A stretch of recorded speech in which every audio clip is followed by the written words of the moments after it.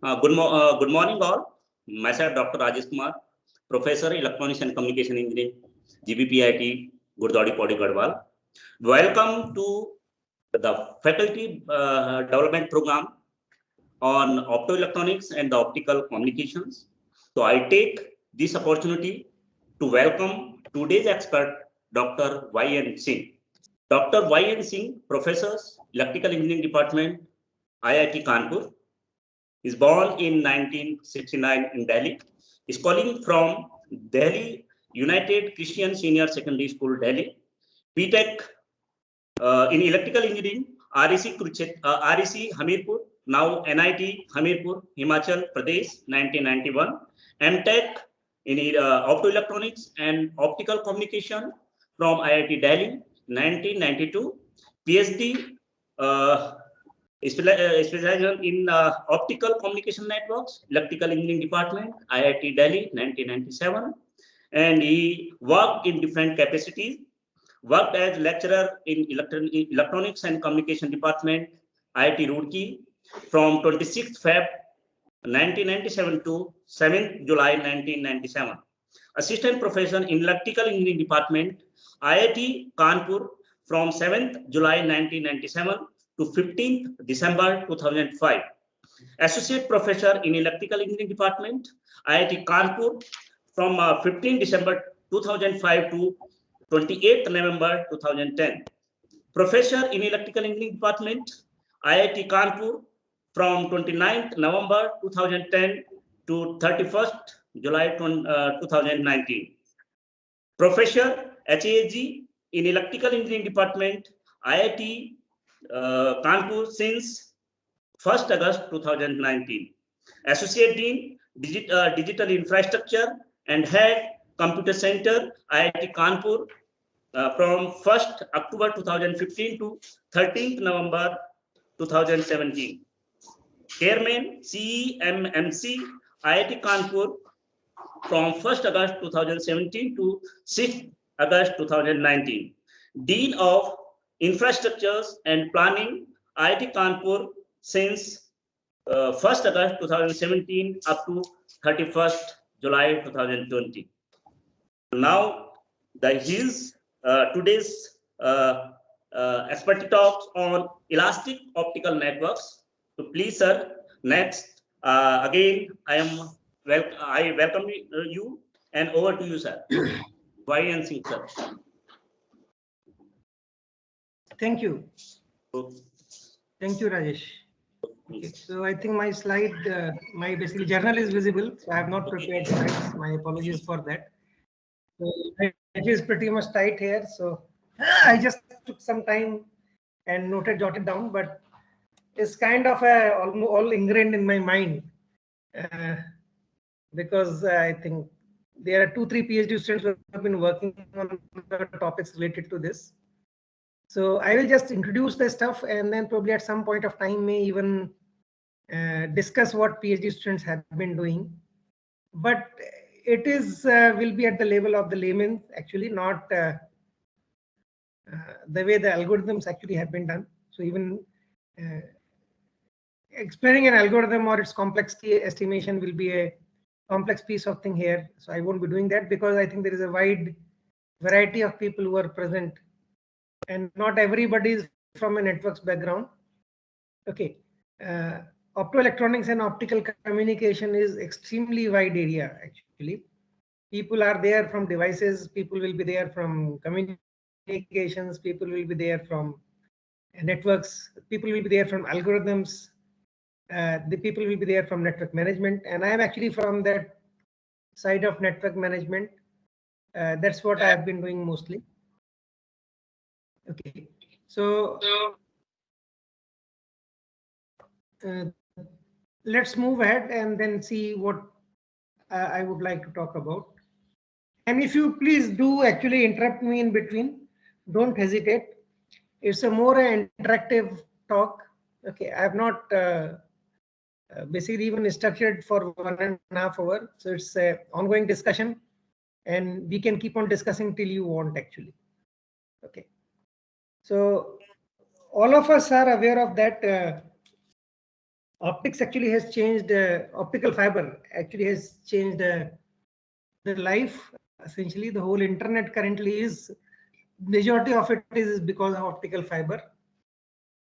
Okay, because it first time gave a mechanism whereby you can actually have very, very long distance communication links. Okay, and once you can have long distance communication links, these are bound to be costly, but the capacities were also very high. So basically cost per unit bandwidth was, and per unit distance, actually that's the way it should be estimated, was probably the lowest for the fiber. Okay, and then of course the major bottlenecks which came was actually transmitter side and receiver side. They have their own bandwidth limits. So in fact, at some point of time I will be talking about that. So over time what has happened is this transmitter and receiver, we still cannot have very high data rates. That's not possible because there is a fundamental limit which exists in the transmission and reception actually. Okay, you cannot have very high bit rates if you want to do a single channel transmission or a single carrier you want to modulate. Of course, you can modulate the carrier because carrier frequency itself is extremely high. Okay, it's not, it's a basically optical carrier. So 10^15 hertz, around that actually the frequency will be there. You can actually make an estimate, say 1.55 micron. So you divide 10 to 10^8 meter per second by 1.55 micron, and you will get roughly what we call frequency in that case. Okay, so which will become yeah, roughly about 10^15 hertz, around that time, 10^14 to 15 hertz, roughly in that band actually you will get the frequency of these signals, this carrier frequency. Now around that actually the modulation bandwidth actually comes in.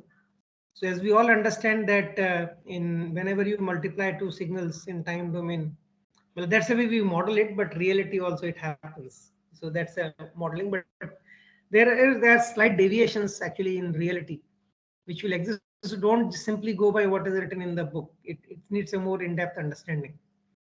Okay, so you actually consume some bandwidth, and this should not get distorted. The important thing is that what has happened. Well, this I think is a very, very subtle point, and I can probably even jot it down here itself. What happens is you will actually have a carrier frequency which is going to be pretty high, and the spectrum will normally can be represented equivalently through signal analysis, which is going to be spread around this. Okay. Now, normally people, when people do a spectrum, they simply just put it something like this, actually, but this is actually not true. So normally what we represent is power spectral density, or we actually plot, because that's what you can do for random signals, and mostly whenever you are modulating, it's all going to be random signals. There is nothing else we can do. But even if it's a deterministic signal, okay, it's not random one, then I can actually do a Fourier transform. So remember, there is something called phase and magnitude. These are the two important things. So you cannot represent a channel, okay, because now this random signal is passing through a channel, and we all know that whatever is spectrum of the signal multiplied by the channel thing, because assuming channel to be linear, obviously this is not a linear channel, but there's an approximation which is taught, but which is again incorrect. In real life it is not linear, it is non-linear. So you have to understand under what conditions whatever has been taught is going to be valid. So a student should not simply start using whatever has been taught. Okay, so normally this fiber channel will have phase and magnitude spectrum. Now this is one of the crucial things. Ideally I would like to have a channel which is going to have magnitude also, what we call gain basically. Okay, how much is magnitude is going to be amplified or reduced, this has to be constant in your band of interest. Similarly, the phase also should be constant if it has to be there, but unfortunately this is never going to be true. Okay, if you have something a straight line, then it is going to have a phase delay, but you will have all kind of distortions which will be happening in this, and this what actually creates problem. And normally you must have seen that these variations are not going to change with frequency. These variations are normally going to be changing with log of f. That's one of the beautiful things which happens. And as a consequence, normally when I plot any spectrum, you must have seen that this is always plotted with log f. There is a reason for doing that. So once you do that thing, I am just normally when you put log of f, so if you take any point and take a very narrow band around it, what is going to happen is you will find out that gain and the phase transition both are almost going to be constant within this narrow band because it's very narrow. But the problem is this carrier frequency is very small here. As you go high, carrier frequency becomes very high. The band size still remains the same. Okay, if this band size still remains the same, the bandwidth which you get at higher carrier frequency is pretty high. And that's why optical fibers actually work wonders. Because my carrier frequencies are very high. So even that small band where gain and phase characteristics will almost be constant is actually pretty large. Okay. So it happens because I can use higher carrier frequency. That was one of the reasons why we always want to go here. But in radio, the problem is when you go for higher ones or in wireline systems where you are using wires, your energy start radiating actually as you go to higher and higher frequency because wavelength start reducing and it becomes comparable to the dimensions of the system. Okay. So once I had this, the consequence is you will have very, very long distance. Now, one thing which this bandwidth part, this actually means gain and phase spectrum almost being constant in the band of interest, means I can actually have, I will have no distortion if I actually push in the signal from one side and receive on the other side, and length is very high. Okay. But again, the problem here is the signal power is not going to remain constant. So fiber is a perfect medium. It's a dielectric. It is not going to absorb the light. But what happens, you don't have an ideal fiber layout. It's not a straight line. If it is, of course, there will not be any loss, except there will be some loss because of scattering. There is a loss which happens because of the coupling to the modes which are lossy. Okay, so there is going to be an attenuation which happens. People have tried doing pretty nice things to reduce the attenuation. Okay, and of course, I have shown there someplace. Yeah, this is the curve which I just jotted down. So this is a famous curve which has been taught to everybody. This happens in the glass. Okay, and there was a small peak which used to hydroxyl, basically water molecules inside the glass fiber thing. Of course, now you can actually buy all-way fiber. There's a brand name from Corning, I think. If I am not, I think it's a Corning's thing. Corning or Lucent, I think one of these things. Okay, so even this is not there. So nowadays, if you want to actually get this curve, you almost get flat thing. Okay, so attenuation in a large wavelength band is actually pretty much almost constant. There used to be 1.55 micron here, which used to be lowest loss, and 1.3 micron where you used to have lowest dispersion. Okay, so now this is pretty much whole band actually can be used. This also has changed life now in the networks. Now, one of the most crucial thing which people normally, I have seen my students don't appreciate in the beginning, but later on I try to explain that. Now, we call something called bandwidth into distance product because of distortion. So ideal glass which is there without waveguide, whatever I have told here is valid. But the moment I start doing waveguiding, there is going to be constants because of geometrical structures, and then of course because of modes which are there, and there can be on each wavelength. Whenever you are actually doing modulating a signal, it's not a single carrier. There are multiple carriers, you can assume. Each one of them will see a different propagation constant. So that leads to something called dispersion. And that limits bandwidth distance product of a fiber. Okay, but this is still very high. In fact, this is equivalently represented by something called time constant of fiber. Okay. But similarly, we also have a bandwidth limitation of a transmitter, bandwidth limitation of a receiver. Okay. So we have tau of R, we have tau of transmitter, but these time constants are much larger compared to this.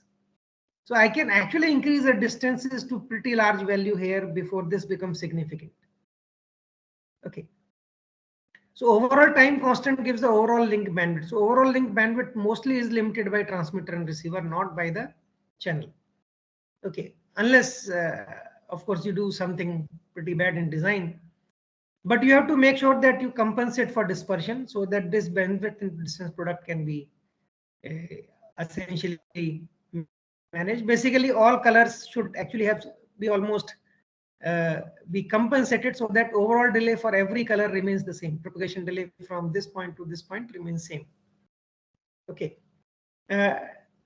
Dispersion is zero in vacuum. Vacuum, every color travels with the same velocity. So there is no dispersion there. Okay.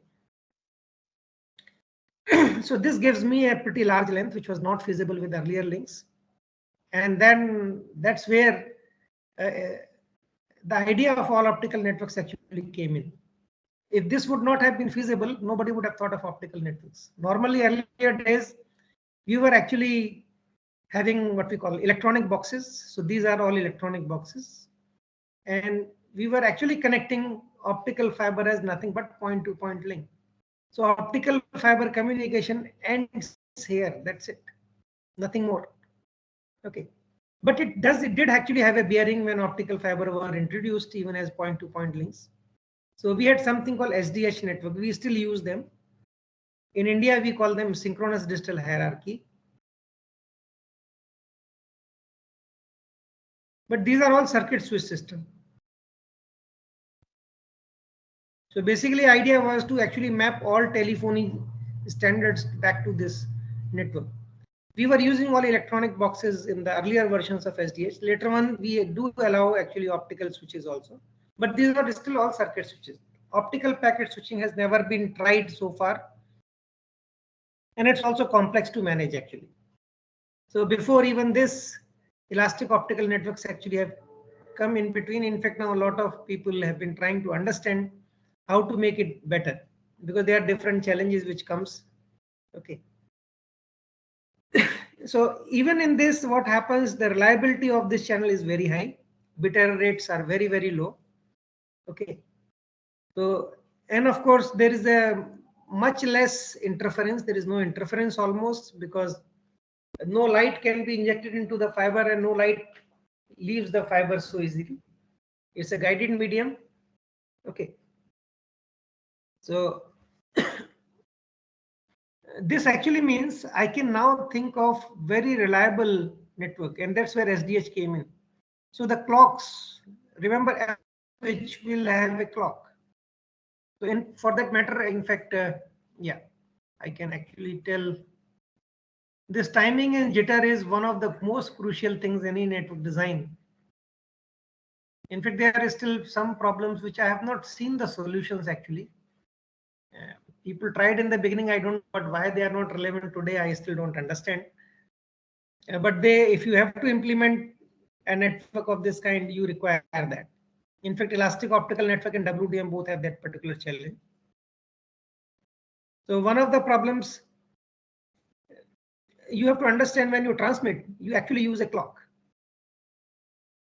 And your bits or data will be, mostly we are talking about all now digital transmissions. We are not talking about analog one. Analog one, you don't require a clock. Okay.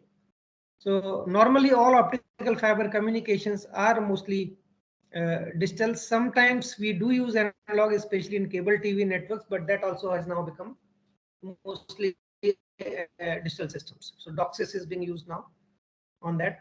So you can even give data communication capability also on that.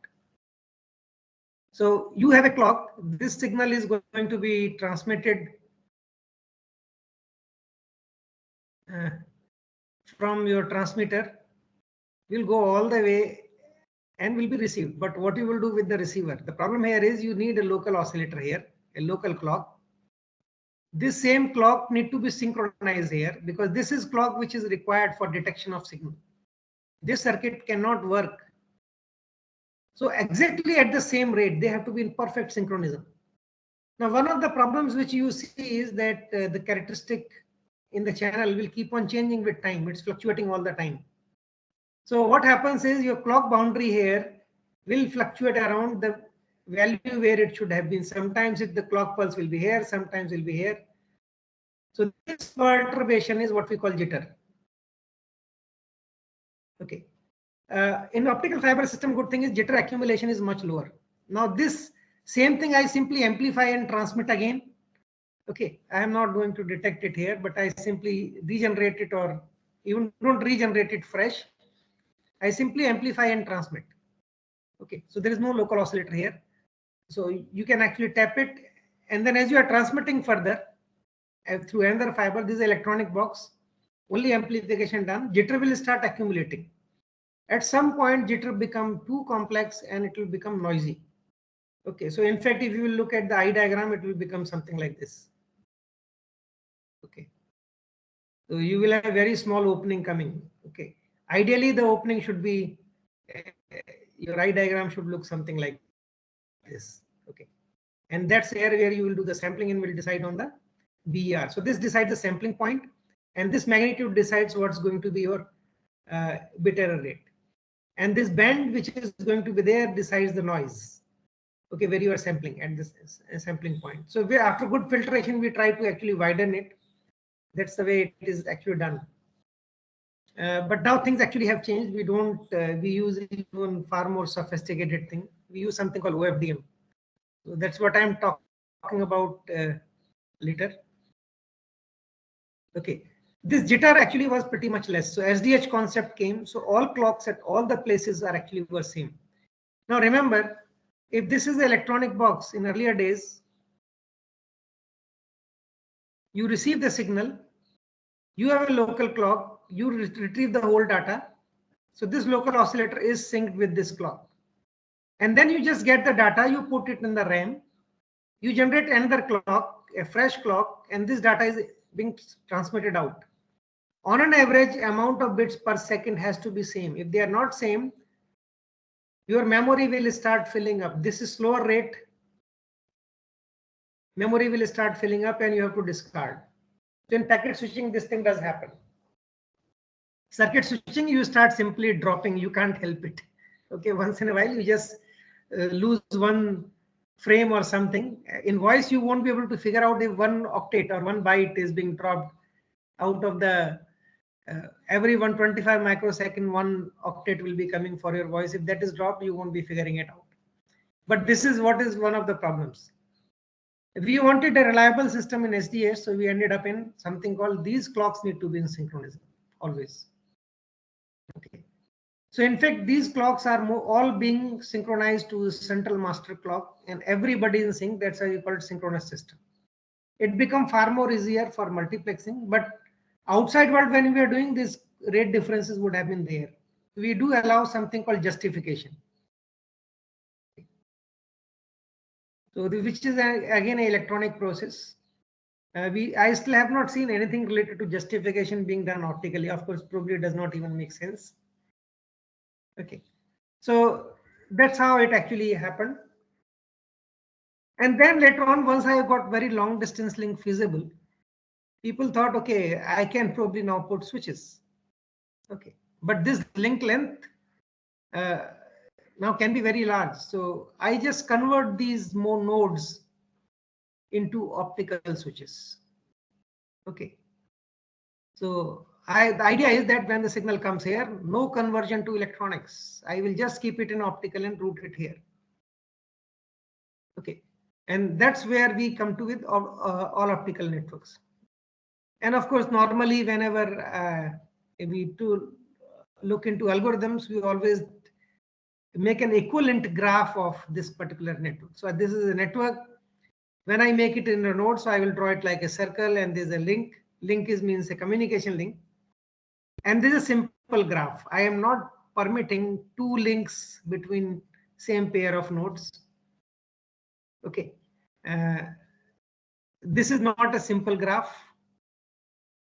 And similarly, there is a simple path thing which will come. So I allow path and you transit only through one node once, but I can allow path like this also. Now that's not a simple path, that's a complex path. So normally in systems, we don't worry about these twin links, but nowadays we do worry about it. We actually lay multiple fibers, or in a one single fiber, I actually can have multiple cores now. Okay, there will be interference. So I have to worry about it when doing routing, so that when I'm routing here, I should route here. The interference will be minimum, but if I route here and here, but I leave these three blanks, I am going to have more interference between them. So depending on the link distance, I have to choose the pairs actually, so that which are going to have more interference or less interference, and when regeneration has to happen. These we call multi-core fibers. Again, I have only seen theoretical studies on this. I don't know about any real life network being built. For that matter, even I have not seen any elastic optical thing network being built practically for a real life implementation. Labs, it might have been done. Optical bus switches also I have not seen, bus switch networks. So, but probably one day we will see them. Okay. So bus switches came for a different reason. I will just at the end probably explain that. So this is essentially graph G, which is going to have a set of nodes and each set of edges. That's how we define the algorithm now. Okay. We also define something more. We also define what is going to be the band here, spectral band. Okay, I have to define the elastic thing. So now, more or less, any all optical network means when signal will remain in optical domain from source to destination. But why you want to do it actually? Okay.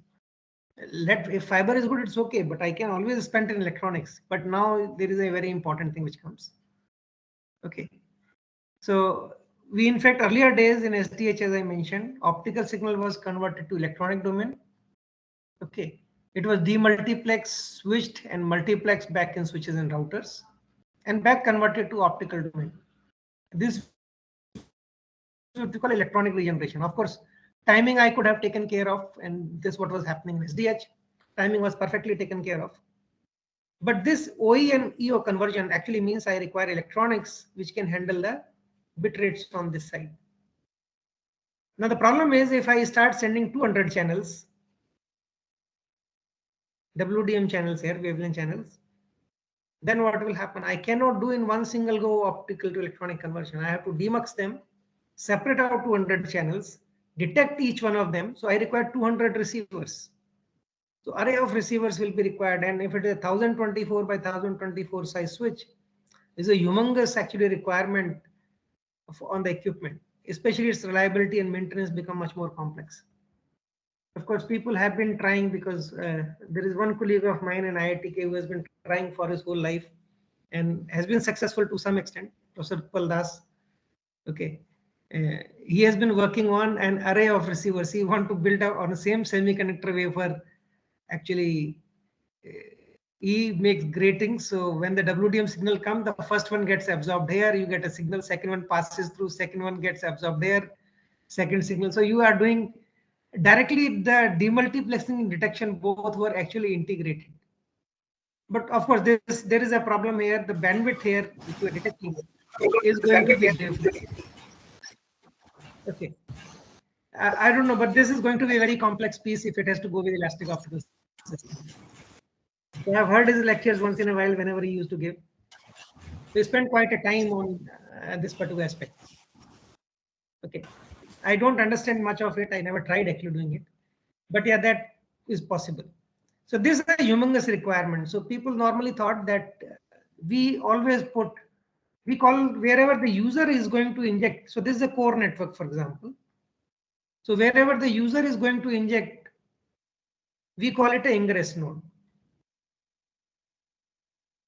So here, there actually we can do optical to electrical, electrical to optical conversion, and let optically route it. When it goes to some other node, I do again optical to electronic conversion. So these edge nodes only will require OEO conversions. Rest everybody will be all optical.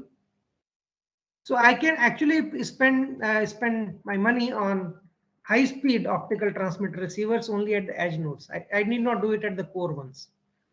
At the core nodes means which are not which are only transit ones, which are the part of the core network. I can use low speed uh, transceivers so that only signaling can actually happen between, because remember all these switches will also have a controller. Okay, these controllers need to talk to each other so that they can actually manage the network. Okay, nowadays we use something called software defined networking, SDN controllers, which is pretty popular.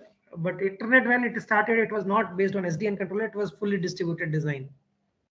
So in fact, I tried to think that if optical network will also most likely will be having distributed design, but somehow I think both things are there. People have been talking about multi-domain SDN controllers now. So within a domain, there is going to be only one single intelligent entity which will do setup of all switches and routers. Okay, you need a very interesting protocol by creating a some minimal bandwidth between these agents, so they can talk to each other, and we form a network actually. We call it a management network, and within this we have to do a very interesting routing. Without any routing table, without any routing protocol, still I have to do a routing. Yes, that can be done. Okay, and then there is one single central command center, so everybody sends information to him, all switches and routers, and then that command center will compute everything and will send dispatch back what all things to be configured at every node. But you cannot have a too large a network, so people normally talk about small domains, each one of them actually having one SDN controller and controlling it. Okay, so that's what will be happening. Yeah, I was here. So the idea was that we will not be having, we will be only having transmitter receivers at the edge node, and optical switches, optical core networks will have low cost transceivers. This will reduce the cost drastically, and I can use long distance communication capability of fiber to have a lower cost network. That was the basically idea. Okay, so once you do this, we have large capacity. But earlier days, we were actually only using optical fiber, one transmitter, one receiver, a communication link. But that would have been actually not cost effective. And by the time WDM actually was already there in picture. Okay, and that's where now the recent innovation came. I have to, even in the beginning when students were trying to describe to me this elastic optical network, for me it was a mystery for some time before I figured out how probably switch must have been implemented. With conventional mux demux you cannot do it. So WDM, basically idea was that in the spectrum, if you have a spectrum here, you define various wavelength bands or frequency bands. Around this you can actually transmit, so that there is no overlap. You do it in that way, and each one of them is a separate wavelength, so they are physically separate signals. So these are all physically separated. Okay, and they are being just put into the system. This is a multiplexer. There are many ways of doing it. Okay, from couplers to reflection grating to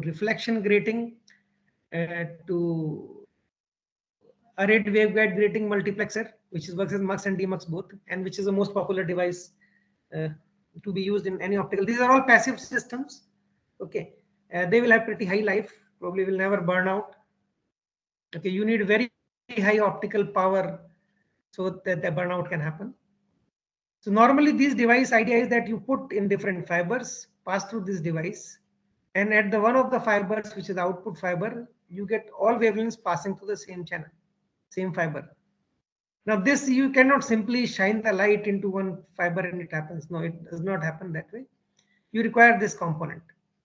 And on the other side, you have to do again separate them out so that you can detect them separately. Otherwise you can't. Otherwise you require something like this, which what Professor Paldas was trying to do. That is actually demux plus detector combined. Okay. So you can separate them out and detect. So I am actually using same fiber, but I am using large capacity. Now this was feasible because of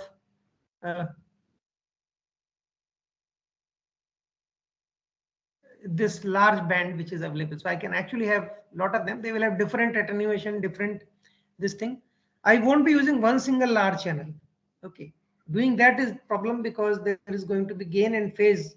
Things will not be constant all through. So I use normal short small channels. Within that channel band, the gain and phase characteristic has to be almost constant. Okay, so this gives me a lot of capacity. Now the question is how many channels I can put in. You can put any much. In fact, 200, 250 is what is being permitted nowadays. Okay, but the problem is you have to ensure that your power inside the fiber remains within bound. If it actually crosses a certain value, a nonlinear effects will start coming into picture. Okay, and you are assuming everything to be linear, so all your models will fail. Of course, you can actually make nonlinear systems. Nonlinear fiber communication can be used. Okay, I have not delved into that. It's an interesting piece of investigation. Somebody can try it out. For example, switching from one signal from one wavelength to another wavelength while transiting through the fiber. So idea could have been, I don't need this now, no more. The network which I am talking about like this, okay, the fiber wavelength goes here, switching happens. So I can even change the wavelength here by putting wavelength converter to something else. I can now do wavelength conversion on the fly in the fiber itself. That is feasible, but I have not seen any such any implementation or proposal of this kind anywhere. But this possibility, I think, do exist. Okay. So yes, you have to essentially now keep the power within limit, but then how you will have long distance communication? There is attenuation problem. So there has been two things which is again caused is kind of a revolutionary thing for optical networks. We can limit the power in the channels, but as distance goes by and then power goes down, I can use optical amplifiers. I can use them periodically to boost the power, keep within the range. It should not become greater than a threshold. It should not become below a certain threshold. Otherwise, it will become non-detectable. And we also have a dispersion compensator. These are again a fiber with a specialized core design, which can be spliced in between, so that the is a negative dispersion which compensates for the positive dispersion in the normal fiber. So you will not be having distortion. This is basically phase compensation, actually, I should call, within the band of the signal. It's not actually constant. There is propagation constants are different. So phase compensation is required, is that actually. Okay. So once you have these two combination and being put judiciously, you can actually have almost unending thing. Except optical amplifier now adds its own noise every time. So your SNR will keep on degrading whenever you encounter an optical amplifier. We still don't have a solution for that, but EDFAs normally will have much lower noise. SOAs will have higher amount. Okay, but SOAs are more compact. EDFAs can be spliced within the fiber itself. Okay. So idea is that you keep the power within the below the nonlinear threshold and above the minimum detectable power. And you can have extremely long distance links. And you will have now large all optical networks. But why people were always excited about them? So excitement actually comes because now I can make something called reconfigurable topologies. Okay. So for example, A is now connecting to B, this blue color being shown, this wavelength routing is done. This is called wavelength routing. Because depending on the wavelength, the route will be decided. You inject this color, you go to this way. You inject this color, you go this way. Switches have been configured. Okay, I can do even wavelength conversion on the fly actually at every switch. That is also feasible. So people have studied how many wavelength converters have to be used. So we would like to minimize it. Unnecessarily, why to put it? If I can live without that, the cost will be lower. So now A is connected to B, A is connected to C. Now, if these are electronic switches, say maybe a IPv4 or V6 routers or ATM switch.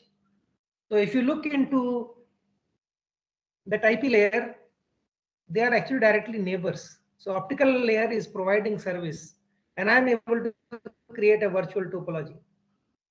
Okay. and I can reconfigure it. I can make B and C as neighbor. I can remove the neighborhood relationship here. I can do all kind of things. So depending on the traffic scenario.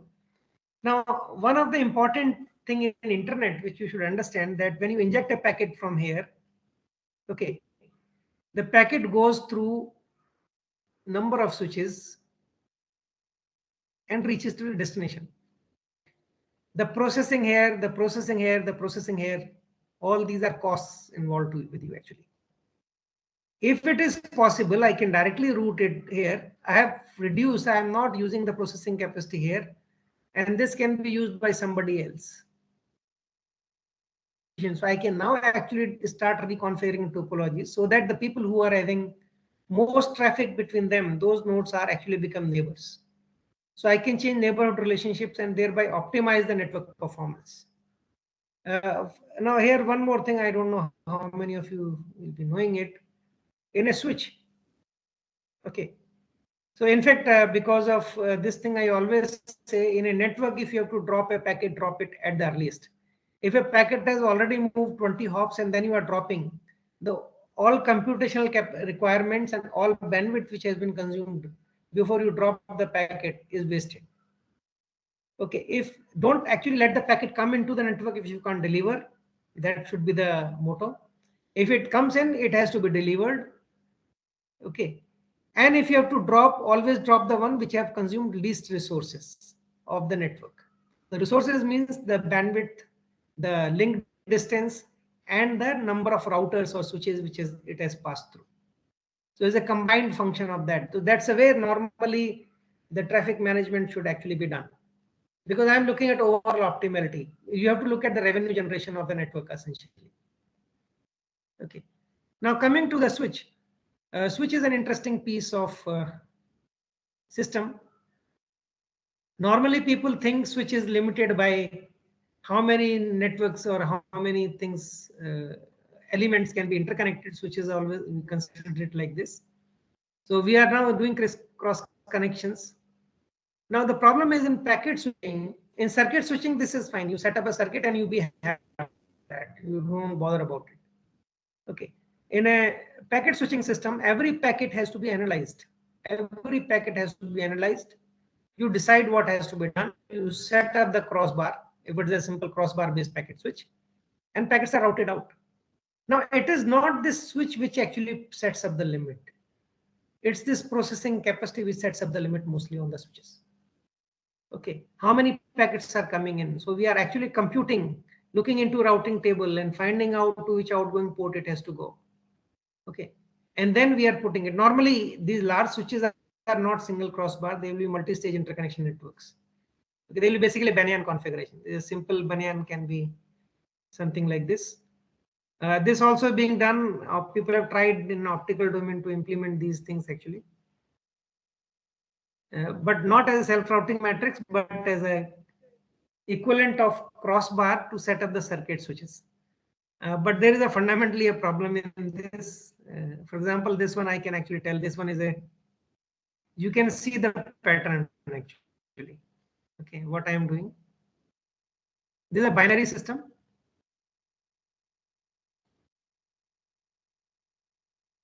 The important thing is we call it, this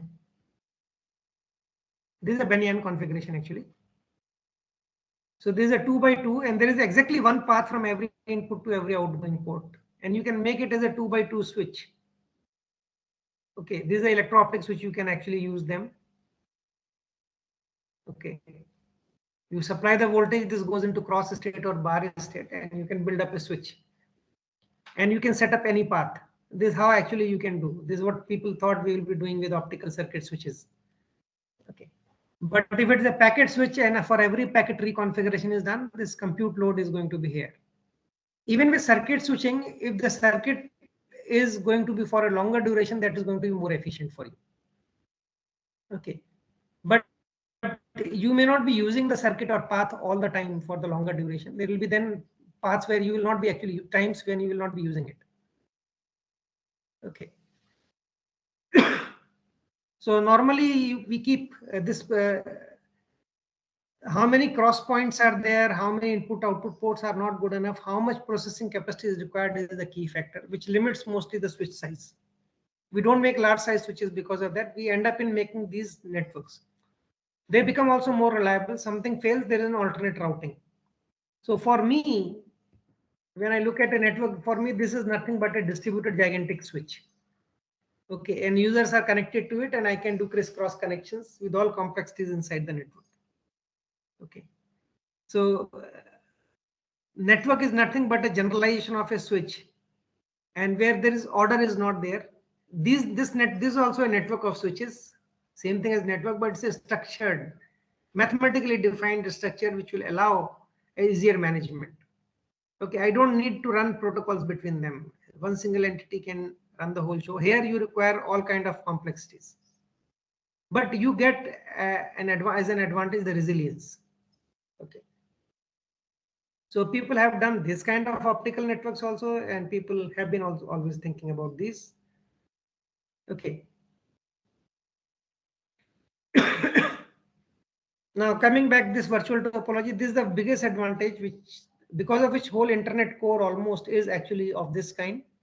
Depending on the traffic pattern change which happens, we do reconfiguration. If there is, for example, a big event is going to happen and everybody is going to watch, those routers need to be connected to routers in every country directly. We will just do a optical reconfiguration in the core network and create the direct neighborhood relationship.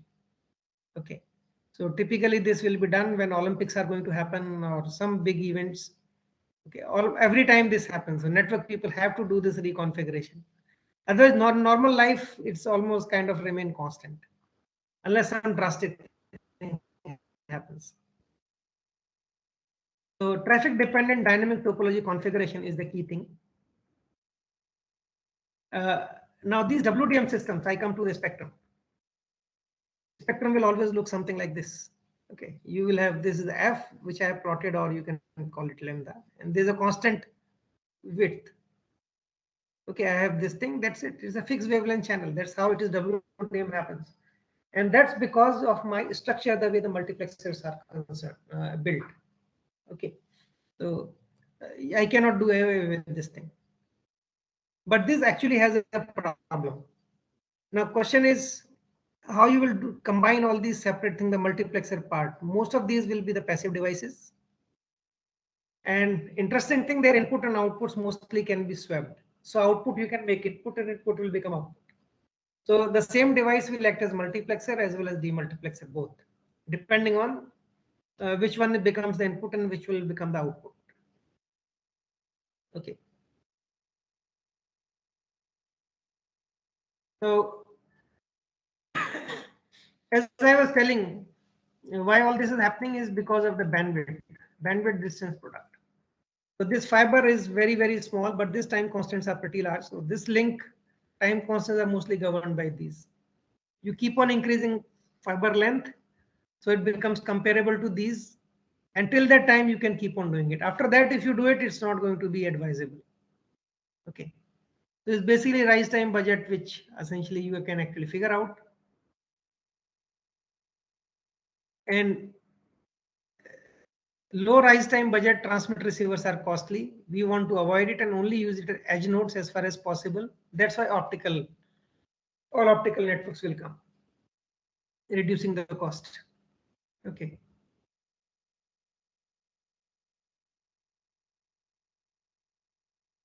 As I told, they will be only at the edge node.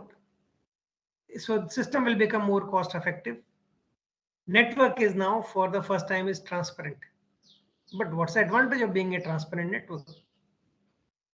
There is one big advantage which comes in. I have not talked about that so far. Only the endpoint will decide the modulation format. In SDH, everything is fixed.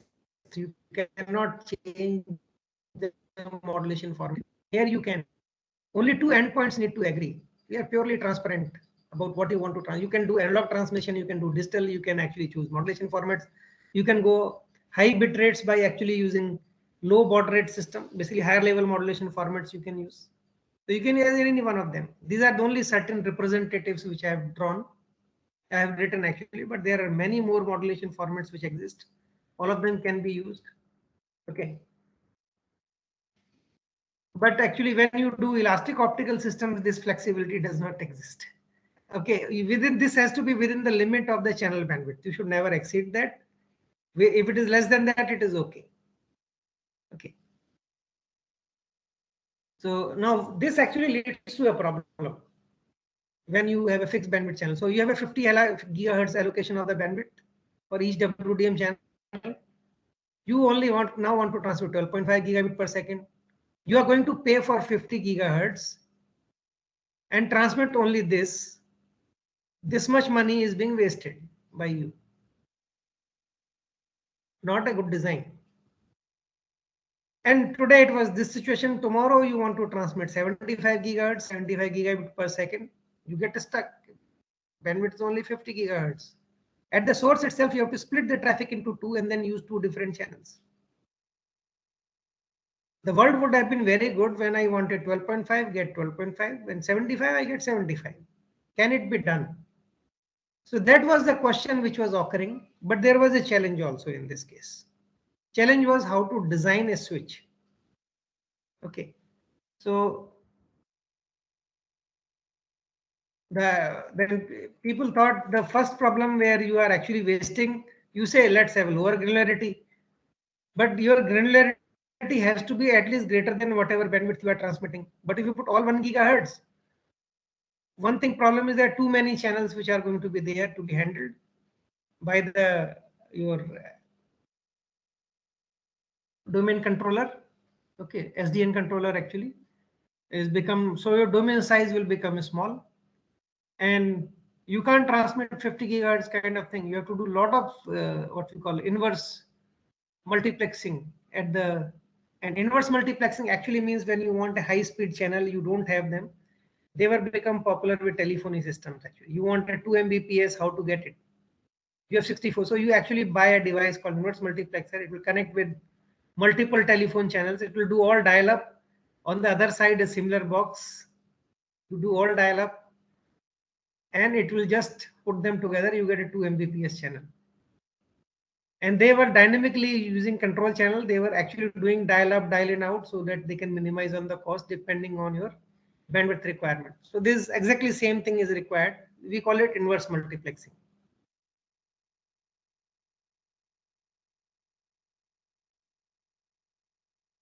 So if you happen to any time set up your VISDN, ISDN based video conferencing setup over telephone lines, you would have got this kind of equipments. Okay, I don't think now they will be available, but still I think it does make sense. Technology is pretty much mature in this case. Okay, so this is what require inverse multiplexer, and routing in wavelength assignment will be too complex. Okay. The other extreme is you have 100 gigahertz channel, bandwidth wastage will be very high when demand is smaller than 100 gigahertz. Both extremes are bad. My systems are not efficient, and that's what actually led to the design of elastic optical systems.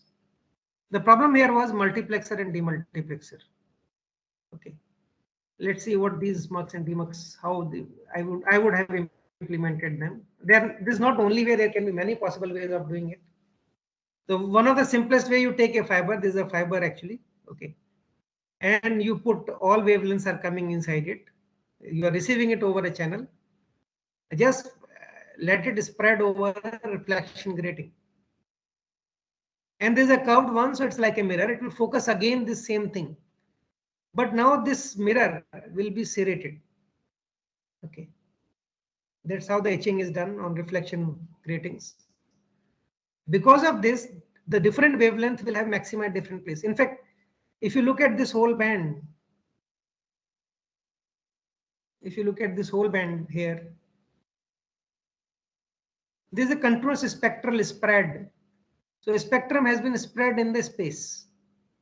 Now, because I am actually having only some discrete points where my signals are concentrated, so I can just collect the fiber light around that and collect into the fiber, and I can separate channels centered at lambda 1, channels centered at lambda 2, and lambda 4, and so on. But the problem is these are all physically fix stuff. That's a problem. So that's why when I say 50 gigahertz, this lens will decide that 50 gigahertz worth of spectral spread is being focused into this fiber and collected, which is centered around lambda 1. Now you can't change it actually if you use this kind of phenomena. The same thing will work as a DMUX also. Sorry, this is DMUX. I can convert the same thing into, this is a symmetric system. It works in both directions. It's a bidirectional system. I can now put lambda 1, lambda 2, lambda 3, so on like this, and combine and get things out. This also acts as a multiplexer. There are many other designs which are feasible, but all of them are going to be rigid. That's a problem. Okay, I need much more flexible system. So channel width are fixed here. Only WDM can only be implemented. We can't do much. What I want is an elastic system. I would be very happy with that. So scenario which I had, I need to transmit 12.5, then 100, then something. All this can actually be handled. Of course, I will have much more slightly tricky network management, but that is acceptable. I am actually becoming more efficient. I can make more money if I operate a network. Okay. So at time T1, there may be a channel 1 and channel 2 which exist. At time T2, the things changes. Somebody's requirement has gone down, so it got channel 1 here, channel 2 here. These will dynamically keep on changing. They're elastic because now I can change these boundaries. They can move around. Okay. And that's the reason we call them elastic systems, elastic optical network. Okay. And with time they can change. But question is how you are going to build it. I don't know, there may be many possible designs. I am just showing you one of them. I have just drawn, I have not taken up the picture. Conventionally, if you look at a WDM switch, how it will be done? This will be very simple. You take DMUX, put them into a crossbar, cross connect, and then convert the wavelength. Wavelength converters will be there. Put them. This is one of the possible design. There can be many other. This is strictly non-blocking switch. It means if input is free, output is free, you can always be able to set up. There is no blocking because of the wavelength or the port. Okay. This is a strictly non-blocking configuration for a WDM switch. But this, and of course, you will have a controller which will control the crossbar all the time, depending on the demand. Now, this is something which is interesting. I will just reduce the size so that you can see the whole picture. Yeah, this is how it will look like. So normally you will have multiple fibers coming in. Each one of them will having this elastically modulated things. Okay, once this is done, I will use a grating. This is now also have a dimension in this. It's not a simple thing. So once it is done, so they are coming at a different angle. This angle and these angles are different. Okay. As a consequence, they will be making maxima on different wavelengths in this dimension, which is orthogonal to this vertical dimension. Okay. But because of this angle, okay, for different fiber, the maxima will happen at different places. So it's a two-dimensional grid you will end up actually. So I've separated out this fiber, which was aligned in this direction in the orthogonal dimension, depending on the spectrum. So spectral spread has been done. Spectral to space spreading actually has been done. Now I can actually use a MEMS mirror. Very small elements are there. So they can correspond to 12.5 gigahertz or 10 gigahertz or 1 gigahertz spread, all of them. And this is going to be your fiber dimension. And now I can control each one of them separately using a controller. So I can just do a capacitive mechanical movement. So I can, whenever I apply a charge, this will actually flip. And depending on the amount of charge you are applying, this can actually deflect. So I can now do the deflection of these various elements can be deflected here and then can be spread out say in this fiber, or I can put it in this fiber. So different amount of bands can be selectively pushed into different channels. Now this is a wonderful thing actually. I am now able to take a switch, take whatever band I like, size of the band, and then push it into another output fiber. So in fact, this is something remarkable. I hope this is already has been made experimentally, because but there is a, if you go to uspto.gov, the patent does exist. So initially when my students were trying to teach me this, I was not able to understand. I asked them to go to uspto.gov and search for patents. They found, I think, few. One of them was nicely actually describing this. This probably is the first patent on that. So if you, even if you want to build, but this may not be the only way. But as of now, I only know of only this particular way of building this. Okay. So as a consequence, now I have much more flexibility.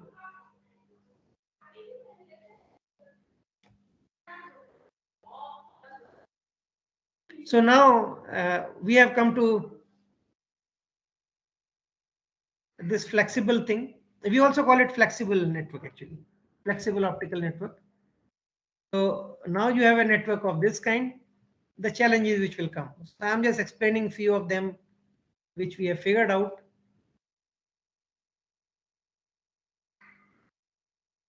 So I have something like this, some network I have created. Now, there are challenges here. There is a spectral spread which is available here, within which I have to set up. So when you want to set up a path, a request comes in, what will happen? You have to find out whether you can get the same band. If you say I am going to get 50 gigahertz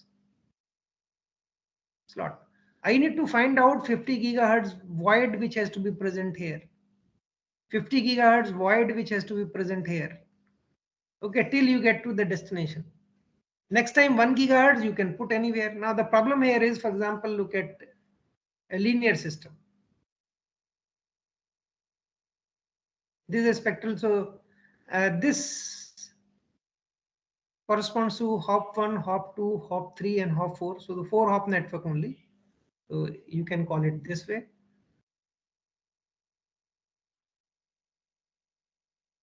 Okay. So this is the first hop, second hop, third hop, fourth hop. So the first actually request came, okay, I want to send 1 to 2. You sent, you have set up here, very arbitrary actually. Then you say, okay, this is, sorry, node 1. I should number the nodes, not the links.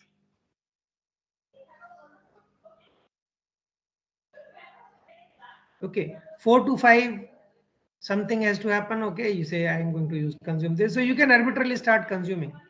Now suddenly you want to find out that things are occupied arbitrarily, and you may end up in problem. I can actually show the scenarios here, but since I am drawing, it's all random. You suddenly want a larger band, for example, say this much size to be permitted. Now you can see in all 4 hops, this much capacity is available, but it is here and here. There's some, you started using it here, it's here is spread. We call it fragmentation.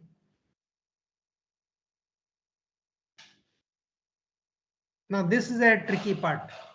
So fragmentation can lead to scenarios where you may end up in not able to set up the paths. And if you're careful in observing, what is going to happen is probability of blocking when you try to set up a path for a low bandwidth path is lower, for a high bandwidth path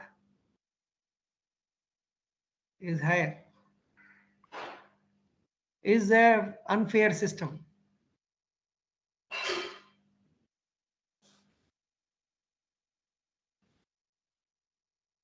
But as a network designer, probably would never like to have an unfair system. You would like to have a fairness. Everybody should be given an equal opportunity. Okay, and especially you would like to actually give an opportunity to higher bandwidth path because they give you more money. And you can fill up because lower bandwidth path can always be set up. So how to do it actually?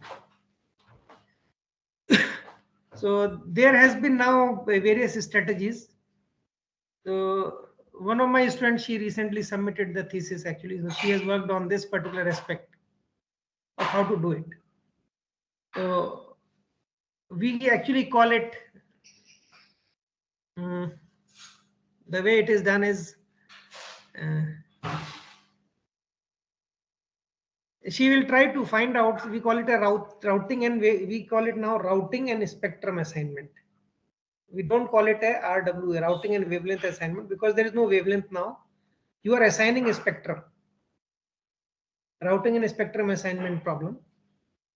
So normally the idea is there are actually two approaches. One is you try to now somehow figure out the path. So if normally the way that normal people will do is I will try to find out the shortest path first, and if I can set up, I will set up, otherwise I will forget. But it is possible I can take a much longer path. Okay, and this does not reduce fragmentation. Fragmentation can keep on happening, but you will be able to use those links which are lightly loaded to allow your actually paths to be set up. That is technically feasible. Okay, so this actually can be done by using search. Again, this requires a centralized control. A distributed system of this kind is feasible. I think that algorithm has been propounded, and it works pretty well. Second possibility is to measure what we call fragmentation metric and use this in the routing protocol. So when you try to find out the shortest path, you try to take shortest path in terms of not only distance and hops, but also in terms of your fragmentation level, which is required. Okay. So now there are two ways of handling it.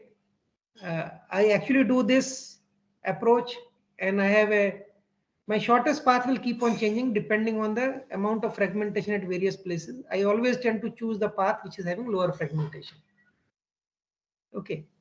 So what happens is when I'm using lower fragmentation, I'm trying to increase the fragmentation there, while when the currently required circuits are going to be dismantled, the fragmentation will actually reduce. Whenever a path is freed, fragmentation always reduces. Okay, this is one of the key things. We in fact presented, there is another problem which happened, not only the fragmentation. So this is fragmented, but if I take this particular one and move it around here, it is less fragmented. Similarly, there is a fragmentation across the path, and there is a fragmentation within the spectrum. So we tried to understand at that point of time whether fragmentation across path, how it can be measured, and fragmentation across spectrum, how it can be done. We thought this would have been orthogonal. Yes, they are orthogonal. They actually occur at different point of time when the loads are being put on the network. Okay. But then I think recently my student reported that even a much simpler metric actually can be used. So we are still waiting for the results. She's figuring it out, and we have to compare with whatever we have proposed earlier. This one was better because the purpose for which we were using it, we were trying to actually measure complete network's fragmentation state. So whenever a fragmentation in the complete network is above a certain threshold, we start something called defragmentation procedure. So we essentially now set up the paths afresh with certain strategies so that the fragmentation is minimum. So we technically actually stop this is the way we have done it so far. We stop, no more traffic is being allowed. You do defragmentation is over, and now the traffic normal operation starts. Now this time should be very small, but that's the way has been done. But real life scenario, if the network has to be there, at this point you find out your defragmentation has crossed above a threshold.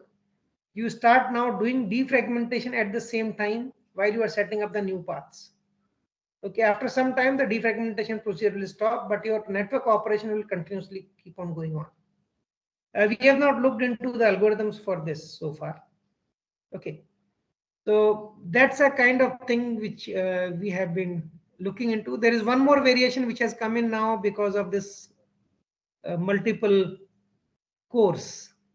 Okay, we call them core actually, through which the light can be guided, or this can be multiple fibers. So we call it now routing, spectrum, and core assignment. In fact, you can have multiple fiber also, so I can actually even now change it. routing spectrum core and fiber assignment, actually you can call it. Remember, this is within the core you have all spectrum, within the fiber you have all the cores, and this is the fiber. So it's in order. So this is an assignment problem which will come into picture now, and this has to be managed. Now, one more thing, I think I told that there will be a domain controller. So how that is going to operate? This algorithm is pretty simple actually.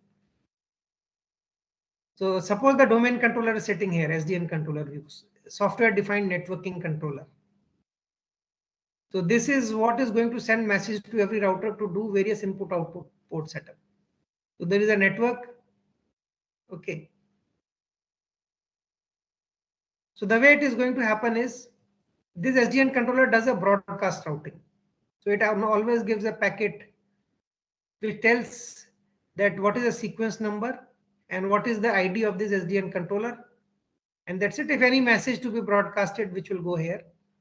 Okay, so broadcasting will be done through this. So all kind of messages for every router will be going here. So everybody knows everybody's messages actually. They will pick up their own message and configure the switch. So when it goes here, it will maintain a table that I got from this interface, the packet, and I have to broadcast it to here. Okay. So when it reaches here, it will also maintain the same table entry. I got this last sequence number from this SDN controller, and that's it. Now some nodes will get it twice.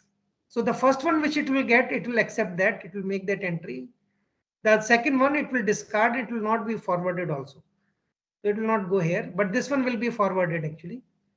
So similarly, one will come here. So only one of them will be accepted. Other one, for example, this one is discarded, then this one will be forwarded. Okay. So you will essentially will be able to now create a tree. So everybody knows if I have to go to SDN controller, who is my next hop. So that's the information which is kept through this beacon.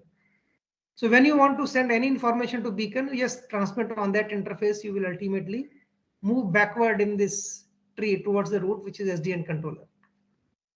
So SDN controller collects the information and sends it, and there is no routing table need to be created. Only this, we call it broadcast routing. So this essentially has been taken from OSPF.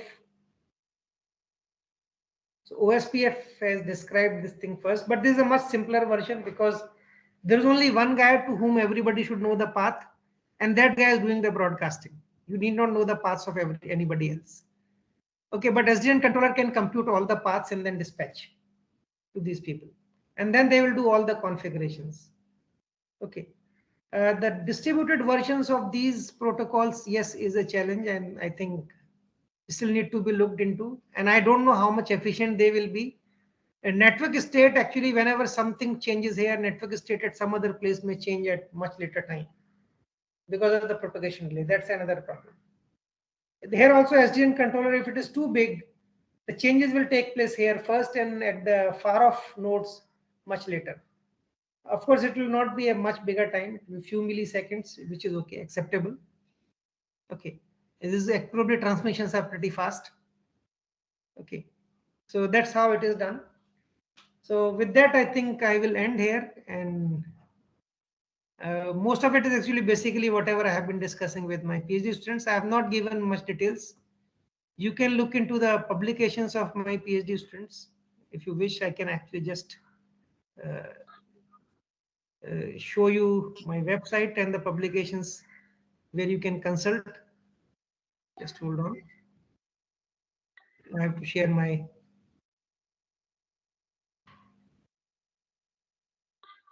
Yes. So I have shared my whole website, this thing. Okay. Okay, sir. Thank you, sir. So you can just look at here at the website, and there is publications. I have mostly put all of them. So all of them, if you don't get it directly, you can directly ask from me. Okay. So some of them are also there on archive. Archive ones have not been listed here. Okay.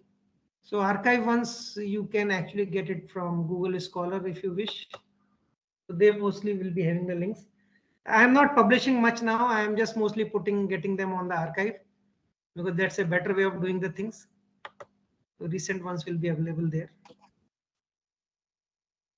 Okay, so For example, this one is the one which we had penalty-based routing which we did. And then, of course, we have this dynamic routing and spectrum assignment. So some of the work actually came from this. Then there is a vectored fragmentation metric, which I talked about, the 2 orthogonal vector fragmentation measures. Okay. This one I have not talked about. This is about protection restoration. I have not touched actually protection restoration of the optical networks in the talk. Okay. So I think with that, thank you very much. And I can take up the questions now. We have still 15 minutes for any discussion or any suggestions. And my apologies that I have not made nice slides. I just jotted down the things and shared it with you. It's like a teaching a lecture only. It was not a talk. So it's over to you, all the audience. If they have any questions or suggestions, feel free. And you can always interact even later also with me. My mail ID is already there on my website. And I will be glad. Yeah, over to you, Rajesh. Okay. Thank you, sir, for giving us a valuable time and fruitful knowledge regarding the elastic optical networks. Thank you again, sir. Welcome. Let's see if there are any questions.